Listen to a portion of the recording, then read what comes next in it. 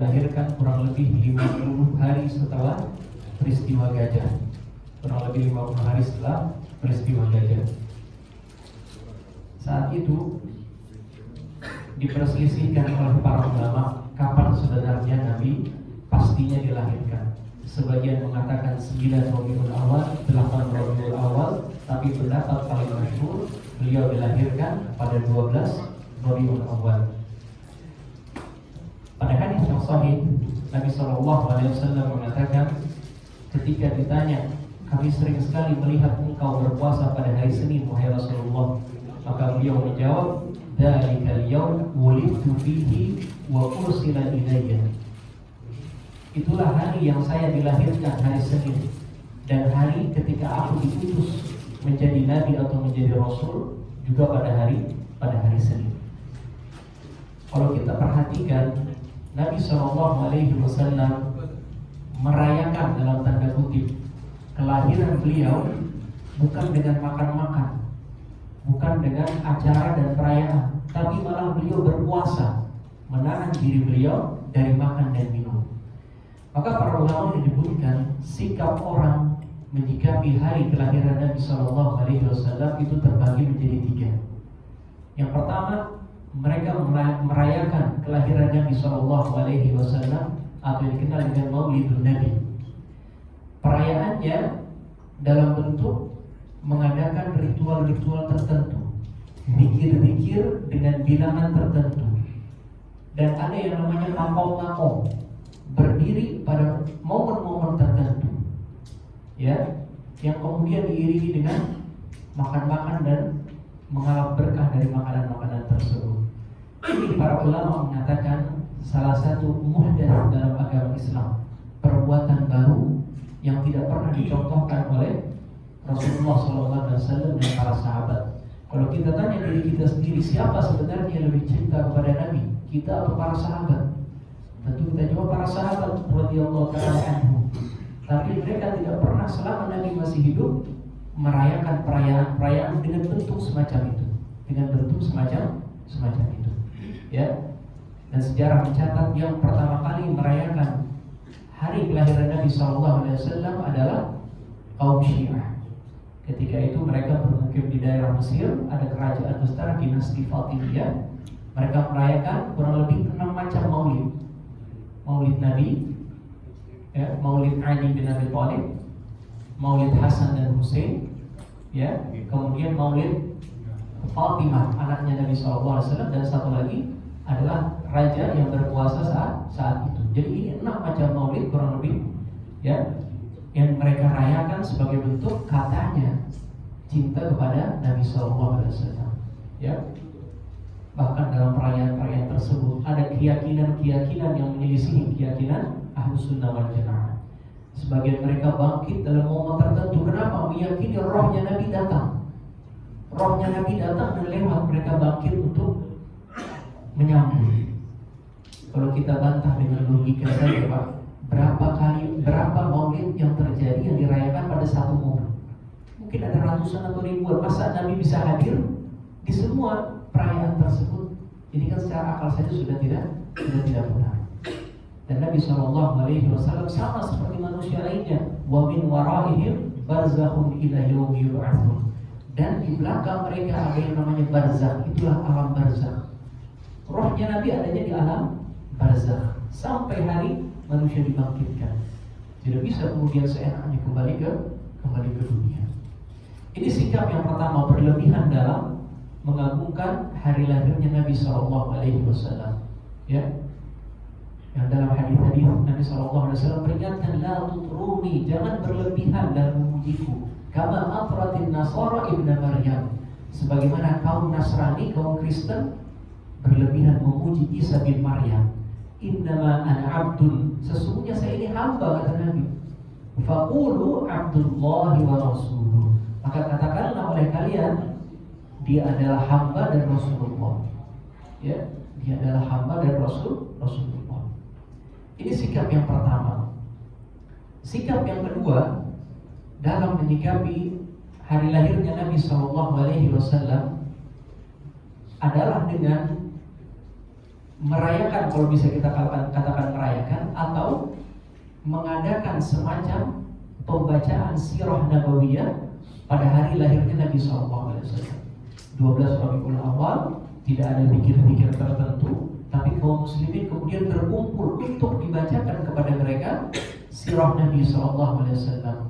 Diingatkan kembali akan bagaimana Nabi dilahirkan, singkatnya bagaimana periode Mekah, singkatnya bagaimana periode Madinah, bagaimana peperangan Nabi sampai beliau SAW wafat.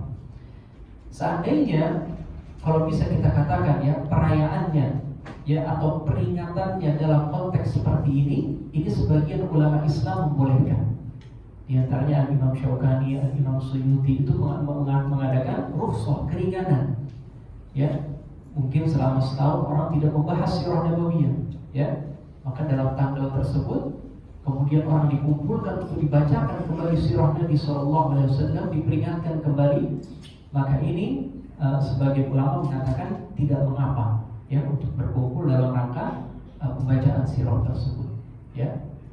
Nah, tentu yang ketiga adalah kaum muslimin yang memilih untuk tidak merayakan Maulid Nabi SAW sama sekali, ya. Karena apa? Hakikat daripada memperingati, apakah itu sirah Nabi atau sunnah-sunnah Nabi, itu kita lakukan sepanjang tahun, bukan satu hari dalam satu tahun, ya. Nah, dari tiga pendapat ini kita lebih condong kepada pendapat yang kedua dan yang ketiga, ya. Walaupun sebagian dari kalangan yang ketiga mengatakan merayakan sendiri hari lahir Nabi adalah bentuk tasyabbuh, menyerupai orang-orang Kristen. Mereka lah yang merayakan hari lahirnya Isa bin Maryam dengan perayaan Natal tersebut. Kalau kita ikuti mereka, ya, pada hari lahirnya Nabi kita bacakan sirah, maka secara tidak langsung kita menyerupai kaum Nasrani ini, ya. Itulah tiga sikap kaum muslimin menyikapi bagaimana Nabi SAW dilahirkan. Sebagaimana sudah kita sebutkan jemaah yang dimuliakan oleh Allah, bahwasanya Nabi disusui oleh ibunya pertama kali, atau Nabi ketika lahir dibawa oleh kakeknya Abdul Muttalib ke depan Ka'bah, lalu dinamakan dengan nama Muhammad. Yang nama ini belum pernah dinamakan anak seorang pun sebelum Nabi SAW. Muhammad artinya yang banyak terpuji, ya. Kalau Ahmad yang paling terpuji.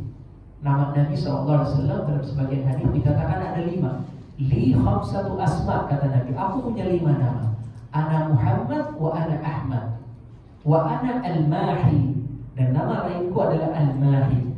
Yamhullahu biya asyirka, artinya yang menghapus. Allah hapuskan kesyirikan dengan adanya aku, kata Nabi SAW.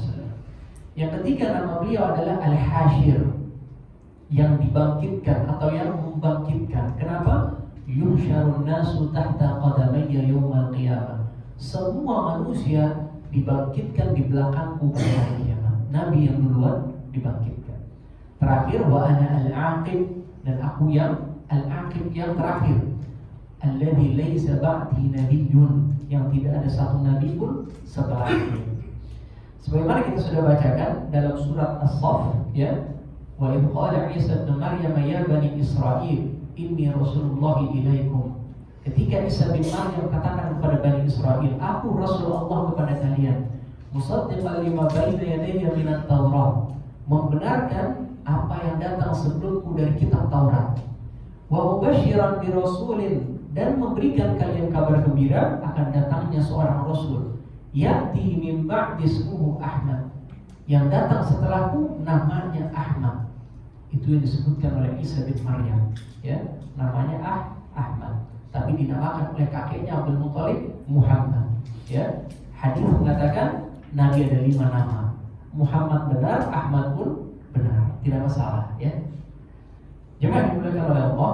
Nabi kemudian disusui beberapa hari oleh ibunda beliau Aminah, ya. Kemudian sempat budak perempuannya Abu Lahab, yang Abu Lahab juga senang dengan kelahiran keponakannya ini, ya. Kemudian disusui oleh Suwaibah, budaknya Abu Lahab. Yang Suwaibah ini juga menyusui siapa? Kemarin kita sebutkan saudara sepersusuan Nabi yang juga pamannya Nabi. Siapa pamannya Nabi yang juga disusui oleh Thuwaibah. Hamzah bin Abdul Muttalib. Hamzah ini ternyata usianya tidak jauh dari Nabi SAW, ya, lebih tua cuma hanya beberapa tahun. Hamzah pernah disusui oleh Thuwaibah dan Nabi juga pernah disusui oleh Thuwaibah. Makanya nanti, ya, ketika Hamzah terbunuh pada perang Uhud, kaum muslimin menawarkan, kenapa engkau tidak menikahi putrinya Hamzah bin Abdul Muttalib? Ya, sebenarnya kan boleh ya, sepupuan berarti kan sama putrinya Hamzah. Tapi kata Nabi, innahu, bapaknya itu akhi minar radha'ah, saudaraku daripada sepersusuan. Yang dalam Islam dikatakan yahrumu bir radha'ah ma yahrumu bin nasab. Haram karena persusuan apa yang haram karena nasab. Ya, akan tetapi persusuannya harus khamsu radha'atin ma'lumatin, 5 kali susuan, ya, yang dia itu masih kecil ya. 5 kali susuan, maksudnya 5 kali, sekali nyusu sampai habis, kemudian nyusu lagi sampai 5 kali, itu sudah menjadikan dia itu saudara. Ya, maka itu berlaku semuanya. Ibunya jadi mahram, anak-anaknya jadi mahram, harus dijaga yang namanya nasab ini. Ya, mungkin ini kita yang kurang jaga, Pak. Kalau bangsa Arab itu kan tahu semuanya, ini saudara saya yang senasab, ini saudara saya yang sepersusuan, dijaga terus sehingga tidak terjadi apa namanya campur baur antara nasab.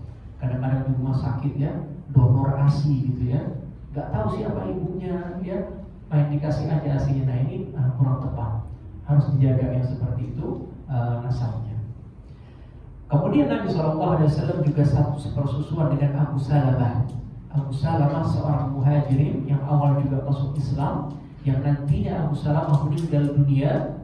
Istri beliau Ummu Salamah dinikahi oleh Nabi SAW. Ya. Nah ternyata Ummu Salamah juga sudah punya anak dari Abu Salamah.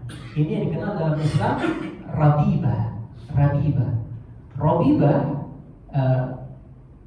anak daripada istri yang dia sudah punya dari sebelumnya. Itu hukumnya, seandainya kita sudah mencampuri ibunya, maka anaknya itu menjadi tidak boleh dinikahi. Tapi seandainya sudah akad nikah dengan ibunya, kemudian pada Allah terjadi sesuatu, apakah ibunya meninggal atau bercerai, maka anaknya juga boleh kita nikahi kalau kita inginkan. Nah, Nabi juga pernah ditawarkan anaknya Ummu Salamah. Maka Nabi katakan ini dari dua sisi, tidak boleh. Yang pertama karena Nabi sudah campur sama Ummu Salamah dan dia menjadi rabibahnya Nabi, ya. Yang kedua karena Abu Salamah bapaknya saudara sepersusuan dari Thuwaibah, budaknya daripada Abu Lahab. Singkat cerita, sebagaimana kebiasaannya bangsa Arab saat itu, kemarin sudah kita ceritakan, mereka menitipkan anak-anak mereka kepada ibu susu. Ya, kebetulan yang datang ke Mekah ketika itu kalangan Bani Sa'ad, suku Bani Sa'ad yang tinggalnya di daerah Taif.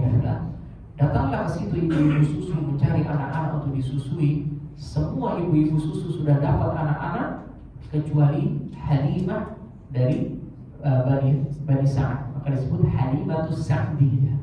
Namanya Halimah binti Harith. Ternyata gak ada yang mau sama anak yatim. Kenapa? Siapa yang akan memberikan saya nafkah, memberikan saya upah? Bapaknya sudah meninggal dunia. Tapi karena sudah tidak ada pilihan lain, Halimah pun mengambil Nabi SAW yang masih kecil, dan dia menyaksikan keberkahan yang luar biasa dari anak kecil ini. Halimah yang tadinya datang membawa anaknya juga, susunya sudah kempis, tidak ada lagi susu karena mereka juga belum makan sama sekali. Tiba-tiba menggendong Nabi, air susunya penuh, dia bisa susui Nabi SAW juga anaknya yang dia bawa masih orang. Kemudian dia juga bawa keledai yang tua, yang jalannya paling lambat dari satu kafilah. Ketika kafilah itu pulang ke kota Taif, ternyata keledainya menjadi cepat, bahkan mendahului semua penghuni kafilah. Sampai mereka mengatakan, ini keledai yang sama yang kamu kendarai. Ini sama. Suaminya Halimah juga membawa seekor onta untuk diperah susunya. Ibaratnya bekalnya dulu onta. Ontanya sudah makan rumput, susunya penuh, mereka bisa minum bekal sama sampai ke Taif dan sampai ke Mekah. Tiba-tiba ambil susunya penuh dan dia bisa menyusui diri dia, Halimah juga minum, sehingga semuanya menyaksikan keberkahan Nabi SAW. Pulang ke perkampungan Bani Sa'ad, hari demi hari disaksikan keberkahan yang luar biasa. Kambing Halimah pulang dari digembalakan, kemudian anjing susunya penuh. Selagi tetangga-tetangganya tidak mendapatkan keberkahan semacam itu. Singkat cerita, Nabi SAW tumbuh kurang lebih 4 tahun di perkampungan Bani Sa'ad. Para ulama menyebutkan hikmahnya. Yang pertama, perkataan Umar bin Khattab, innal labana la yushbih. Yang namanya air susu itu akan mempengaruhi kesamaan sifat antara ibu susunya dengan yang disusuinya. Ketika Halimah ini orang dari perkampungan yang makannya mungkin masih bersih, hirup udara masih bersih, ya, pikiran juga masih fresh, masih bersih, jernih, ya, dia menyusui Nabi SAW, ini menghasilkan keserupaan dengan tabiat ibu susunya. Makanya dalam satu hadis, walaupun hadisnya ini dhaif, la tastardi'u auladakul hamqa. Jangan kamu kasih anakmu disusui oleh perempuan yang hamqa, itu bodoh, maaf Pak. Dalam artian kalau memang ada keterbelakangan dan lain sebagainya, itu Nabi SAW mewanti-wanti, ya. Tapi perkataan Umar bin Khattab tadi sahih, innal labana la yushbih. Yang namanya air susu itu menghasilkan keserupaan. Makanya dulu pernah kita ceritakan kan, ulama besar dari kalangan Asy'ariyah, ya, Asy'ari, namanya Imamul Haramain Abul Ma'ali Al-Juwaini, yang ketika masih kecil dia itu nggak sengaja disusui sama budak tetangga. Budak tetangga, milik tetangga, bukan milik bapaknya. Imam Al-Haramain Al-Juwaini, bapaknya kaget melihat dia disusui oleh budak tetangga tanpa izin. Dia katakan, lepaskan, kamu nggak halal bagi saya belum minta izin sama Tuhan kamu. Maka konon katanya Imam Al-Juwaini kalau berkhutbah itu fasih dan luar biasa, orang terpengaruh. Tapi kadang-kadang ada satu dua dia itu kemudian gagap dan kesulitan untuk melanjutkan. Maka dia selalu ingat, ini air susu yang waktu itu. Ya, ini boleh jadi karena air susu yang waktu itu yang tidak halal dia minum. Ya, itu luar biasa para ulama sampai sedetil itu. Mungkin kalau kita udah sulit kita tentukan dari mana ini dosa dan kesalahan yang kita lakukan. Karena sekian banyaknya. Astagfirullahaladzim. Nabi SAW, ya, disebutkan dalam hadis ini, yashrubu fil yawmi syarab as-sanah, ya, ketika beliau itu tumbuh kembangnya itu seperti cepat sekali. Falamma istakmala sanataini aqdamnahu Makkah. Ketika udah 2 tahun, yang dimana persusuan itu kan sempurnanya 2 tahun, ya. Wal walidatu yurdina auladahunna haulaini kamilaini liman arada rawa'ah. Dan ibu susu itu hendaknya menyusui anaknya itu haulaini kamilaini, 2 tahun sempurna, liman arada ayyutimma rawa'ah. Siapa yang mau menyempurnakan persusuan itu, orang mengatakan seperti itu. Tentu ada hikmahnya, Pak. Kenapa seorang istri, seorang ibu itu sebaiknya atau dianjurkan menyusui anak selama 2 tahun penuh, ya. Kalau memang dia ibu kemudian tidak mampu atas satu dan lain hal, hendaknya ibu susu tadi, yang kalau memang mudah bagi dia untuk memberikan pada ibu susu, pokoknya tetap ASI, air susu ibu. Wallahualam, dalam kondisi terdesak misalkan tidak ada, mungkin baru kita bisa mengganti ke istilahnya sufor, Pak, ya, susu formula seperti itu. Intinya Nabi susu persusuan Nabi itu penuh 2 tahun. Sebagai anak kecil 2 tahun sempurna, ya. Kemudian Halimah dan suaminya membawa lagi pulang Nabi SAW ke kota Mekah, ingin dikembalikan ke Aminah, ya. Faqulna wallahi la nufariquhu abadan wa nahnu nastati'. Dia katakan, kami tidak akan meninggalkan Muhammad ini kembali ke ibunya. Kami akan senantiasa merawat dia, ya. Falamma ataina ummahu qulna. Ketika datang dan berbicara dengan Aminah, mereka berargumen apa? Wallahi ma ra'ayna sabiyan qat a'zamu barakatan minhu. Kami tidak pernah melihat anak yang keberkahannya seperti anak ini. Wa inna natakhawwafu 'alaihi waba'a Makkah. Kami khawatir dia terkena wabah penyakit di kota Mekah, ya. Wa asqamaha, dan berbagai macam penyakit yang ada di kota Mekah, karena memang itu kota, ya, kota Mekah kota besar. Jemaah haji umrah datang dari berbagai penjuru daerah di tanah Arab, sehingga berbagai macam penyakit mungkin ada di sana, ya.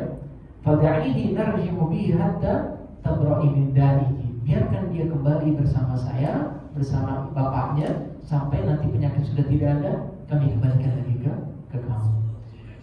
Falam nazal biha hatta adhinat. Maka terus kami desak sampai diberikan izin oleh ibunya, balik lagi sama Halimah dan bapaknya. Kemudian jemaah yang dimuliakan oleh Allah, faraja'na bihi wa aqamna ashhuran thalathatan aw arba'. Maka berbulan-bulanlah berlalu, kami tetap merawat Nabi sallallahu alaihi wasallam sampai ketika satu hari fa bainama huwa yal'abu khalfal buyuti huwa wa akhuhu fi buhrin. Pada suatu hari dia sedang bermain di belakang rumah, dia dan saudara sepersusuannya dan beberapa anak gitu ya, memainkan kambing ya, sebagaimana anak-anak biasanya mainnya seperti itu. In ada akhuhu yashtaddu, tiba-tiba saudara sepersusuannya berlari kembali pulang ke rumah. Dia mengatakan apa? Inna akhi al-Qurashi ataahu rajulaini alaihi thiyabun bid. Saudaraku orang Quraisy itu didatangi dua orang yang berpakaian putih bersih. Ya. Fa'akhadahu wa adja'ahu fashaqqa batnahu. Dua orang ini mengambil Nabi sallallahu alaihi wasallam, ditidurkan, fashaqqa batnahu, dan dibelah perutnya Nabi sallallahu alaihi wasallam. Fa kharajtu ana wa abuhu yashtad. Maka aku, kata Halimah, dan bapaknya, maksudnya suami Halimah, bersegera mencari Nabi sallallahu alaihi wasallam. Ya. Fa wajadnahu qa'iman qad intaqa'a lawnuhu. Ternyata Nabi lagi berdiri terdiam, beliau pucat pasir wajahnya. Falamma ra'ana ajhasha ilaina wa baka. Maka melihat kami, Nabi pun mendatangi kami dan menangis. Ya. Qalat faltazamtuhu ana wa abuhu fadhamamnahu ilaina. Kami pun memeluknya sambil mengatakan, ma laka bi abi wa ummi. Ya, demi bapak dan ibuku, ada apa denganmu wahai Muhammad? Maka Nabi SAW mengatakan, atani rajulani wa arja'ani fashaqqa batni. Dua orang datang, saya ditidurkan, kemudian dibelahlah perutku. Wa wada'a bi syai'an thumma raddahu kama huwa. Kemudian diletakkan sesuatu ke dalam bagian dalam tubuhku, kemudian dikembalikan lagi badanku seperti semula. Ya. Maka bapaknya mengatakan, wallahi ma ara ibni illa wa qad usiba. Kayaknya ini anak terkena sihir atau jambi-jambi. Ya. Ilhaqi bi ahlihi faruddihi ilaihim qabla an yadhharu lahu ma natakhawwafu minhu. Ayo kita kembalikan cepat-cepat ini anak ke ibunya, jangan sampai terjadi lagi hal seperti ini dalam pengawasan kita.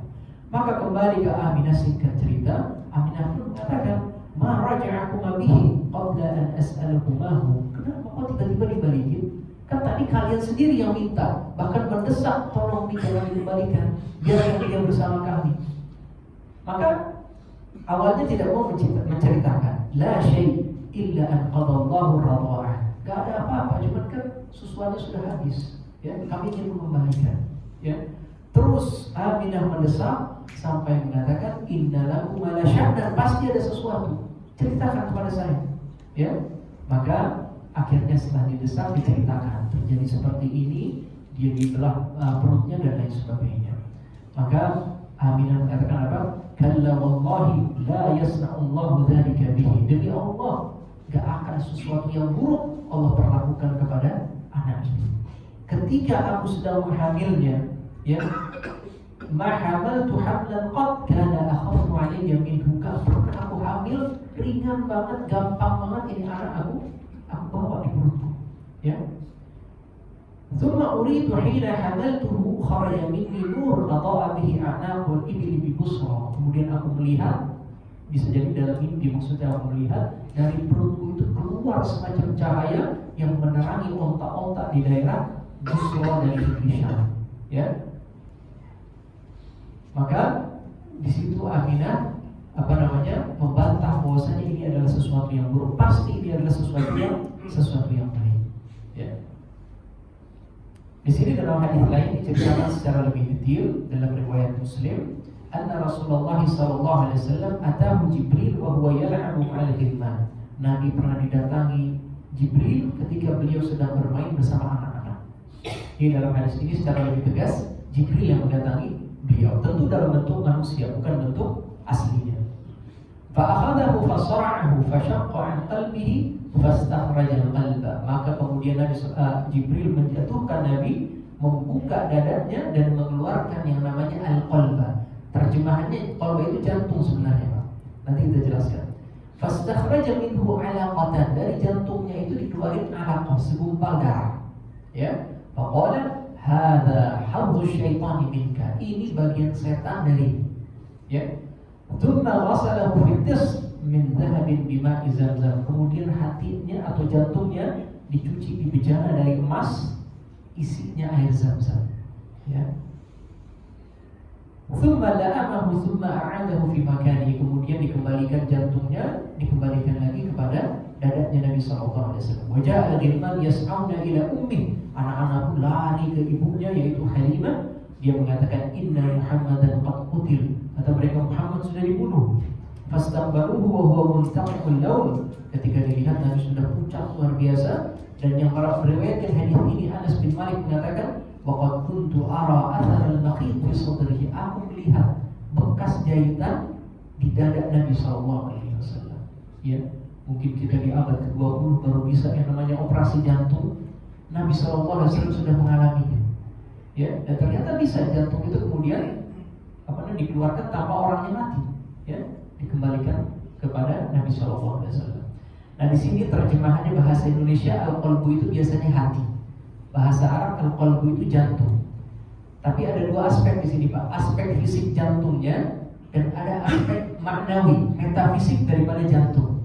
Itulah yang diterjemahkan sebagai hati, ya. Karena Nabi katakan ala inna fil jasadi mudghah. Di tubuh kita ini ada segumpal daging. Idza saluhat saluhal jasadu kullu. Kalau daging ini baik, semua badan kita ini baik. Akhlaknya baik, ibadahnya baik, ya.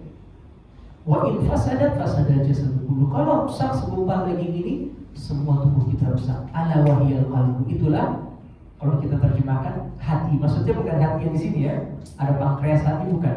Jantung juga. Cuman ada sisi yang tidak terlihat dari jantung itu. Itulah yang diterjemahkan hati yang selamat, ya. Dan Nabi SAW dicuci apanya? Jantungnya oleh Jibril. Dikeluarkan bagian syaitan dari jantungnya, ya.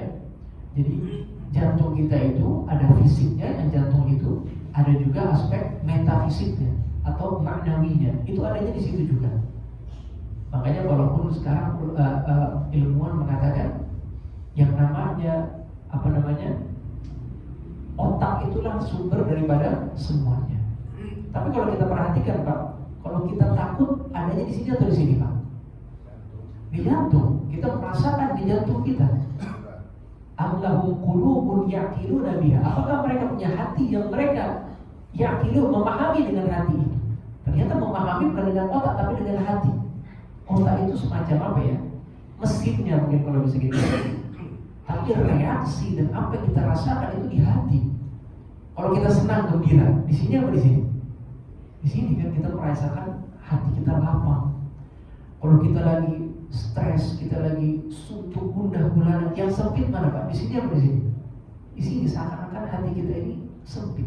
Ya, itulah Al-Quran mengatakan hati yang mereka berpikir dengannya. Ya, kalau bisa kita bahasakan otak itu mesinnya.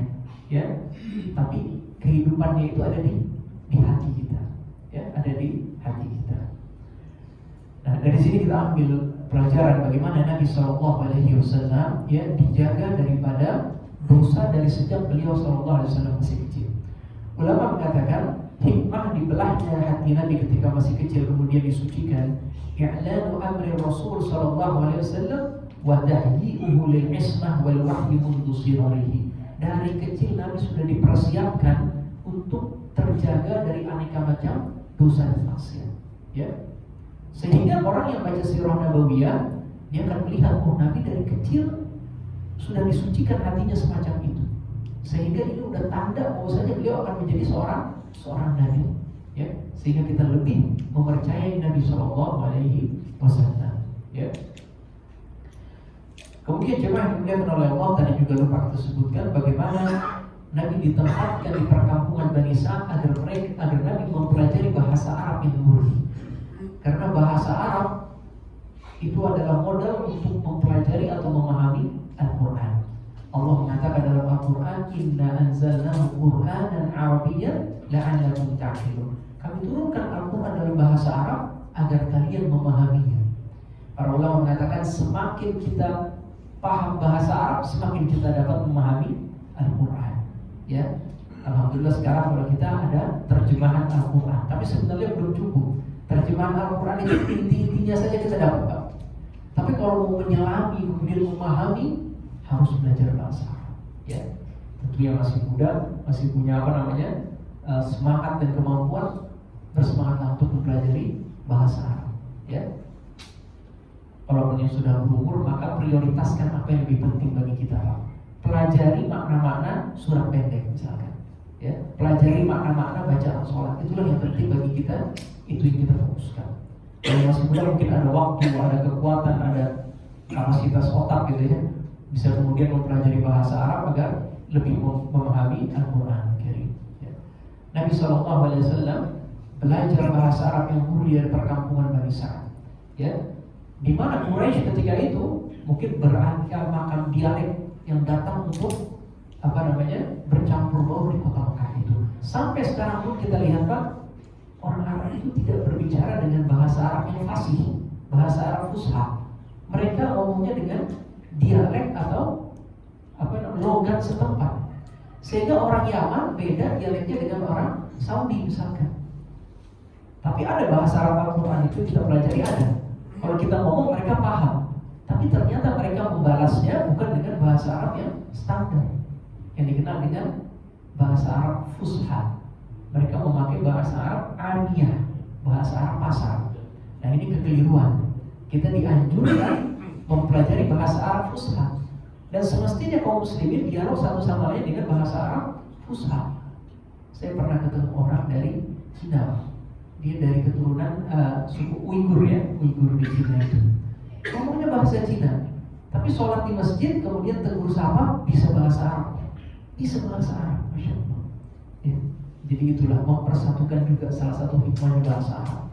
Orang Cina, orang Indonesia, orang mana, orang Pakistan, India bisa ngobrol satu sama lain dengan apa? Dengan bahasa Arab. Tentu bahasa Arab yang standar tadi itu susah. Kalau yang dialek beda-beda, orang Mesir beda lagi, orang Palestina beda lagi. Ya, ini lebih menjadikan sekat-sekat antara negara Arab. Tapi bahasa Arab fusha, bahasa Arab Al-Quran ini mempersatukan kaum muslimin. Ya. Jemaah dimuliakan oleh Allah. Singkat cerita 4 tahun berlalu, Nabi SAW dikembalikan kepada ibunda beliau, Aminah binti Wahab. Ternyata qadarullah ya, 4 tahun Nabi SAW tinggal bersama ibunya sampai usia 6 tahun.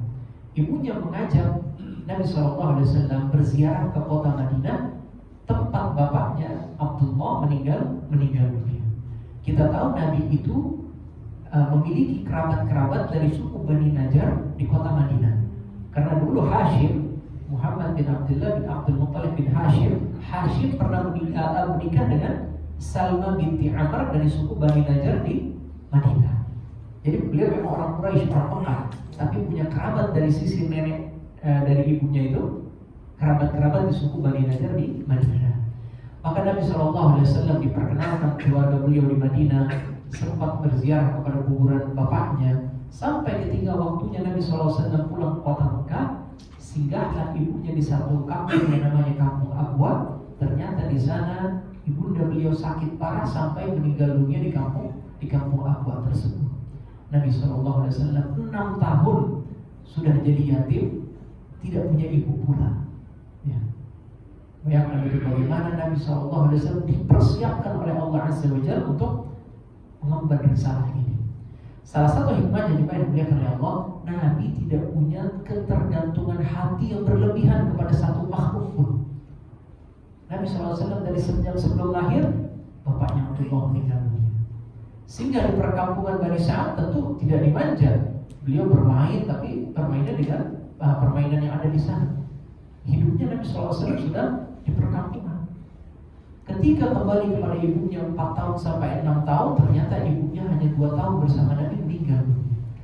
Sehingga tidak ada ketergantungan di hati Nabi SAW kepada seorang makhluk pun daripada Allah Azza wa Jalla. Karena terkadang Pak, orang itu kalau sudah banyak jasanya sama kita maafin, terkadang tidak melihat ini nikmat dari Allah, bukan. Kita berlebihan dalam berterima kasih sama orang ini. Seakan-akan jasanya itulah yang kemudian menjadikan kita berhasil, sukses dan lain sebagainya. Lupa kita, wa ma bikum min ni'matin fa min Allah. Apa saja nikmat yang ada pada kalian, hakikatnya dari Allah Azza wa Jalla. Dalam satu hadis Nabi sallallahu alaihi wasallam mengatakan, "Man suni'a ilaika ma'ruf fakafi'uhu." Siapa kerjakan kebaikan kepadamu, balaslah kebaikannya. Ya. Wa illam tajid ma tukafi'uhu. Kalau kamu enggak punya apa untuk membalas dia, fad'u lahu hatta dhananta annaka qad kafa'tahu. Doain dia sampai kamu kira nih, kayaknya saya sudah membalas jasanya dia dengan doa saya. Bayangkan sampai seperti itu Nabi Shallallahu Alaihi Wasallam menganjurkan orang berikan kebaikan, balas Pak. Mungkin tidak dalam bentuk uang, dalam bentuk yang lainnya, tolong dia. Kalau kita memang tidak punya apa-apa, doain setiap orang ini. Ya Allah, mudahkan urusannya. Ya Allah, selamatkan dia, berikan keberkahan pada anaknya. Sampai kita mengira, kata Nabi Shallallahu Alaihi Wasallam, ini kita sudah tunaikan jasanya dia dengan doa kita. Para ulama mengambil kesimpulan, kenapa sampai seperti itunya? Sehingga tidak ada jasa makhluk itu di hati kita, Pak. Semua kebaikan dari Allah Azza wa Jalla. Orang ini yang pernah baik sama saya sudah tunaikan kok, saya sudah balas kok kebaikannya. Sehingga lagi-lagi hati kita tidak bergantung kepada siapa? Kepada makhluk, bergantung kepada Allah Azza wa Jalla. Ya. Dalam surat Al-Lail, ya, surat Al-Lail ini satu surat yang berbicara mengenai infak dan sedekah. Fa'amma man aqta wattaqa, siapa yang bersedekah dan bertakwa, wa saddaqa bil husna, dan membenarkan balasan yang terbaik berupa surga, fasanuyassiruhu lil yusra, akan kami mudahkan dengan segala macam kemudahan menuju surga. Kemudian di akhir surat ini dikatakan, wa ma li ahadin indahu min ni'matin tujza, dan orang yang berinfak ini bukan untuk membalas jasa siapapun, bukan untuk membalas nikmat dari siapapun, illa ibtigha'a wajhi rabbihil a'la, melainkan sedekahnya, infaknya mencari ridha Allah, wajahnya Allah al-a'la, yang maha tinggi. Ya. Maka ini salah satu hikmah kenapa Nabi itu, kalau mungkin bahasa sekarang, luntang-lantang, ya, dari satu ibu, dari ibu susu ke ibunya yang asli kemudian meninggal dunia.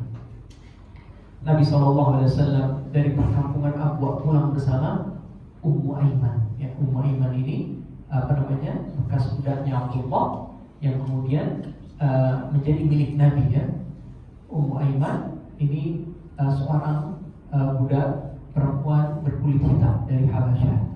Kalau salah kemarin kita pernah ceritakan, nantinya Ummu Aiman ini menikah dengan mantan budaknya Khadijah yang dihadiahkan juga kepada Nabi, namanya Zaid bin Harithah. Dari pernikahan Zaid bin Harithah dengan Ummu Aiman punya anak namanya Usamah bin Zaid.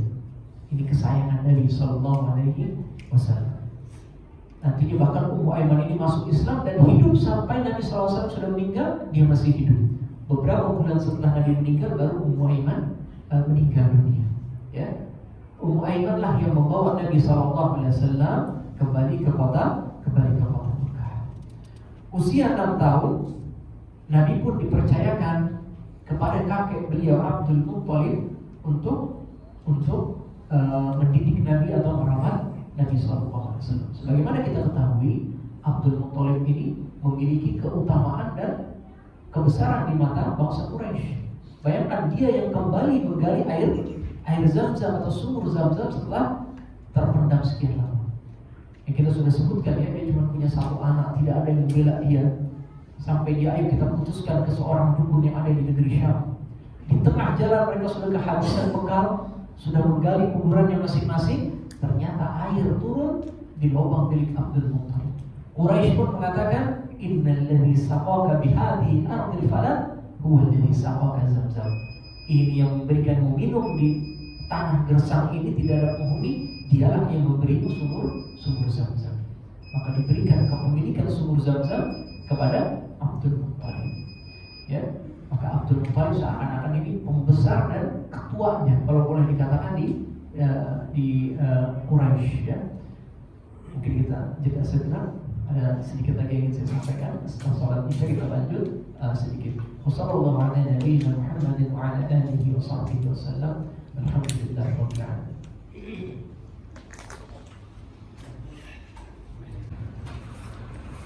Bismillah, alhamdulillah, wassalatu wassalamu ala rasulillah wa ala alihi wa sahbihi wa man wala. Amma ba'du, sedikit kita lanjutkan. Nabi SAW usia 8 tahun diasuh oleh kakek beliau Abdul Muthalib. Usia 6 tahun diasuh oleh kakek beliau Abdul Muthalib.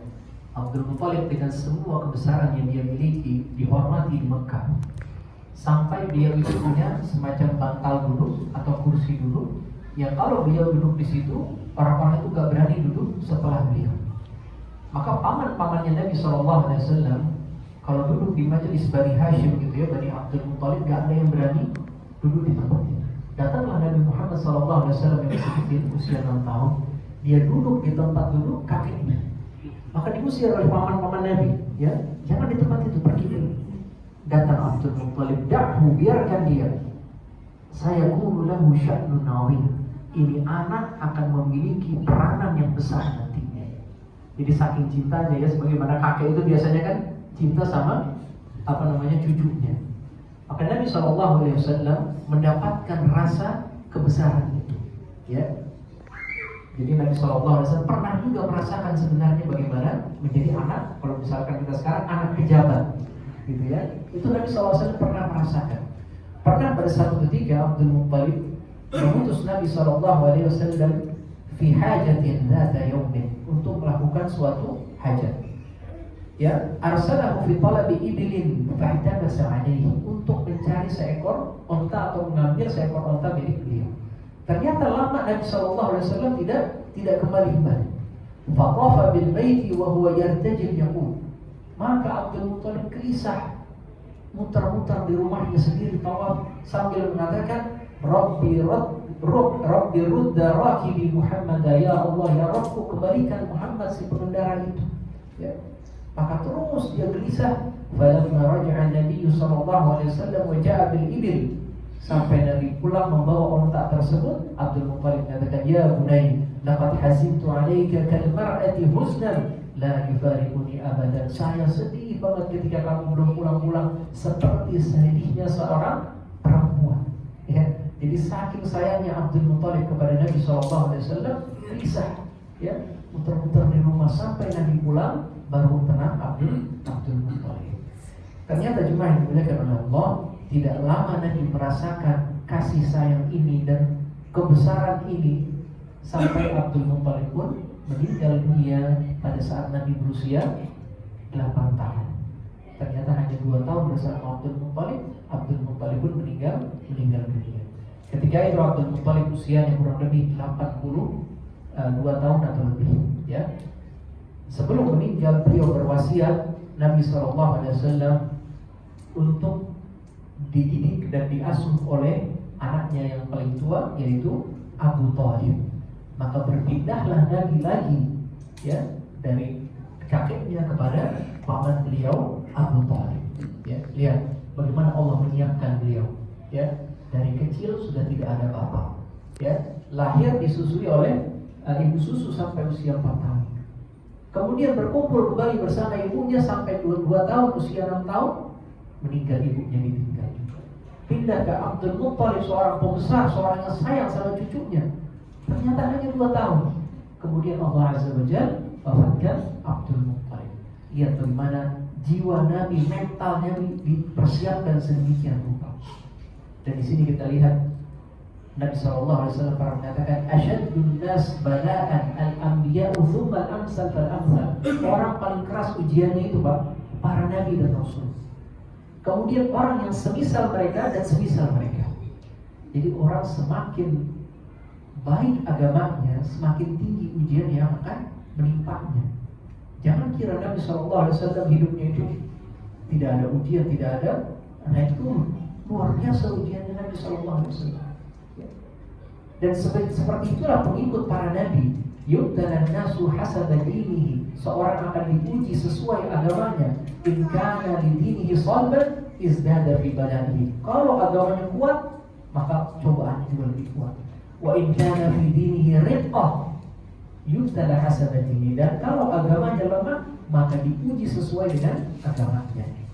Wala yazalul bala'u bil 'abdi hatta yamshi 'ala al-ardi wa laysa 'alaihi khati'ah. Dan terus ujian itu akan ada pada seorang hamba sampai nanti dia jalan di muka bumi ini tidak ada satupun dosa yang ada di diri dia. Ini salah satu hikmah pelajarannya, bagaimana semakin tinggi imannya seseorang, semakin tinggi ujiannya. Berikutnya tadi kita bisa ambil pelajaran dulu bagaimana hati itu adalah inti atau raja dari tubuh kita. Kalau hati baik, semua tubuh baik. Kalau hatinya buruk, maka tubuh kita, akhlak kita, ibadah kita, ucapan kita juga semuanya akan menjadi buruk. Dan di sini juga kita harus tundukkan akal kita kepada syariat. Kalau syariat menyatakan Nabi betul-betul dibelah dadanya, dicuci jantungnya, amanna bihi, sami'na wa ata'na. Kita beriman itu betul-betul terjadi. Jangan kita katakan ini kan tidak masuk akal. Zaman dulu belum ada alat apa segala macam. Tidak, amanna bihi, kita beriman. Itu betul-betul terjadi kepada Nabi SAW. Kita tundukkan akal kepada syariat. Ya. Kemudian berikutnya bagaimana tadi kita sebutkan Nabi SAW, Allah Azza wa Jalla ingin mentarbiyah Nabi agar tidak ada ketergantungan kepada makhluk di hati kita. Semua nikmat yang ada, yakinkan itu berasal dari Allah Azza wa Jalla. Bukankah rukun daripada syukur yang pertama apa? I'tirafun nikmat min Allah. Yakin dan percaya nikmat itu datangnya dari Allah.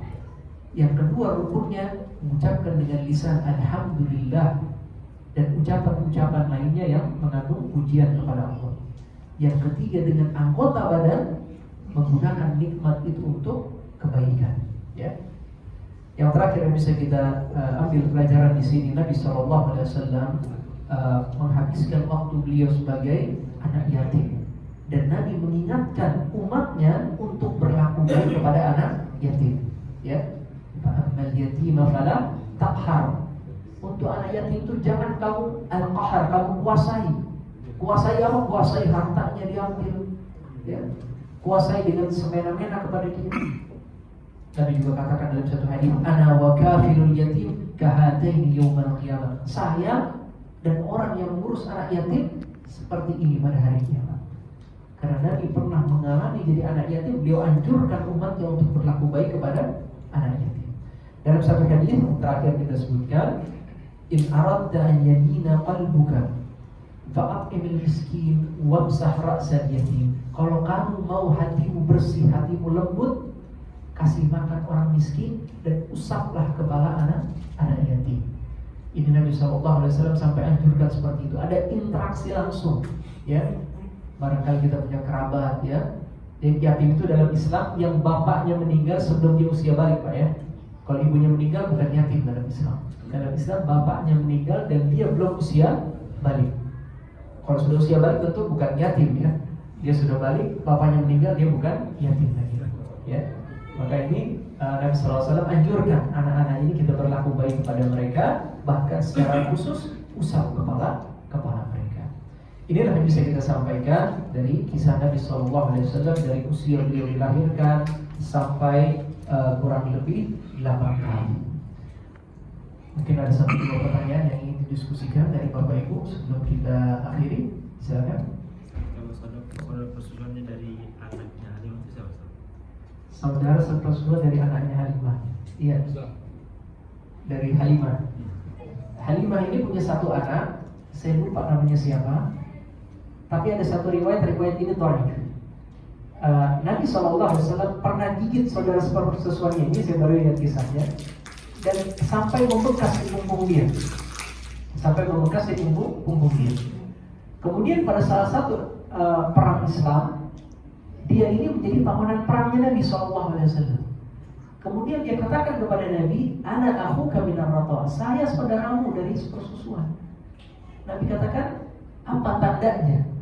Dia katakan, uddah, bekas gigitan. Adabtani fi dhahri, kamu gigit saya di punggung saya. Kemudian saudara sepersusuan ini tunjukkan kepada Nabi dan Nabi ingat, oh iya benar. Dulu waktu kecil namanya anak-anak main gitu ya, pernah digigit di punggungnya. Saya lupa namanya tapi siapa ya? Itu ada saudara sepersusuan Nabi. Ya. Jadi ingat dengan pertanyaan kan? Ya. Nah, foto ada lagi yang ingin didiskusikan? Ustaz, silakan. ada itu tadi nama-nama Nabi ya. Iya. Nah, ada salah satu sholawat yang saya juga nggak tahu dari mana ya. Namanya Toha dan Yasin. Oh. Nah, itu gimana tuh? Iya. Ala Toha Rasulillah ya, ala Yasin Habibillah. Apakah Toha dan Yasin adalah nama lain untuk Nabi SAW? Jawabannya bukan ya. Tadi kan kita bawakan riwayat Bukhari Muslim, beliau punya 5 nama ya. Bukan nama beliau Toha atau Yasin. Huruf-huruf muqatta'ah, istilahnya huruf muqatta'ah saja yang ada di awal Al-Quran itu, Alif Lam Mim, Toha, Yasin, Shad, Nun ya. Ini maknanya Pak, Allah ingin memberitahu kepada kafir Quraisy dan bangsa Arab yang lisannya fasih, ini itu huruf-huruf yang kalian kenal. Tapi lihat isinya, saya bisa buat seperti ini seakan-akan Allah katakan, dan kalian tidak bisa buat. Makanya kalau kita lihat setelah huruf-huruf ini pasti disebutkan kemuliaan Al-Quran. Alif Lam Mim, dzalikal kitabu la raiba fihi. Alif Lam Mim, ini kitab yang tidak ada keraguan di dalamnya. Seakan-akan Allah yang mengatakan huruf-huruf ini kalian tahu, tapi Al-Quran kalian gak bisa melakukannya, walaupun dia terbentuk dari huruf-huruf itu juga. Jadi kalau boleh kita katakan misalkan sekarang A, B, C, terus saya ngomong, seakan-akan saya mau katakan ini perkataan saya juga terbentuk dari A, B, C. Alif Lam Mim, ini huruf yang kalian kenal. Tapi Al-Quran, dzalikal kitabu la raiba fihi. Toha, setelahnya apa? Ma anzalna 'alaikal Qur'an. Quran disebutkan.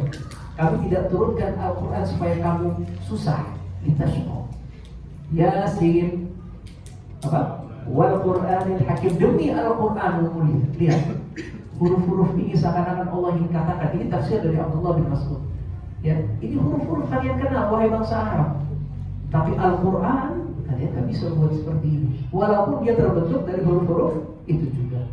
Nah, jadi kurang lebih itu yang bisa huruf-huruf itu Pak ya. Lebih tepatnya ini ingin memperkenalkan kepada bangsa Arab, Toha, Yasin, huruf-huruf yang kalian kenal. Tapi kalian tidak bisa membuat isi kandungan Al-Quran walaupun dengan huruf-huruf tersebut.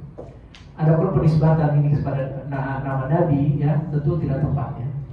Karena juga gak nyambung kalau kita lihat tafsir Al-Quran, Toha Muhammad, kemudian demi Al-Quran kami tidak turunkan Al-Quran, maka maknanya juga jadi tidak nyambung seperti itu.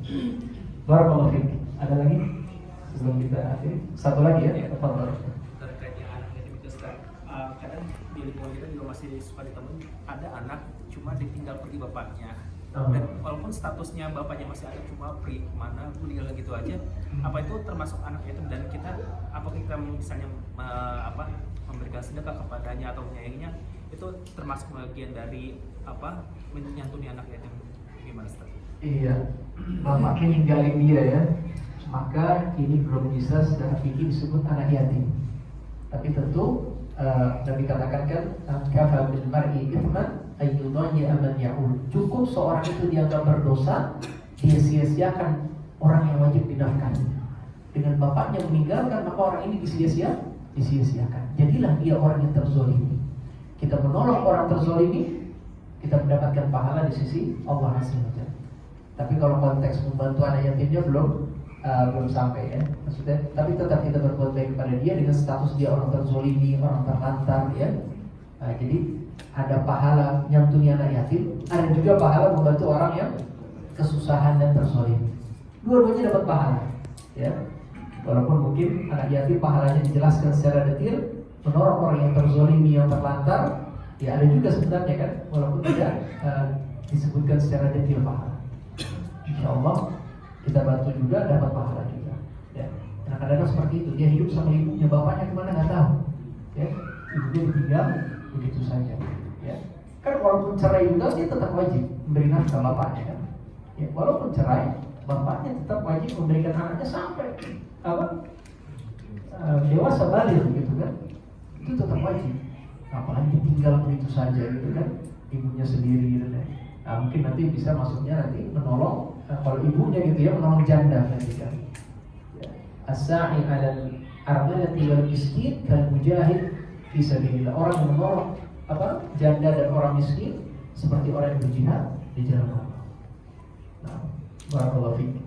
Semoga yang kita sampaikan bermanfaat, dapat kita pahami, dapat kita amalkan, dan dapat kita sampaikan kepada orang lain. Yang benar datangnya dari Allah, yang salah datangnya dari kekhilafan kita masing-masing. Kita beristighfar ya kafaratul majlis. Subhanakallahumma wa bihamdika asyhadu an la ilaha illa anta astaghfiruka wa atubu ilaik. Wa sallallahu ala nabiyyina Muhammad wa ala alihi wa sahbihi wasallam. Walhamdulillahirabbil alamin. Assalamualaikum warahmatullahi wabarakatuh.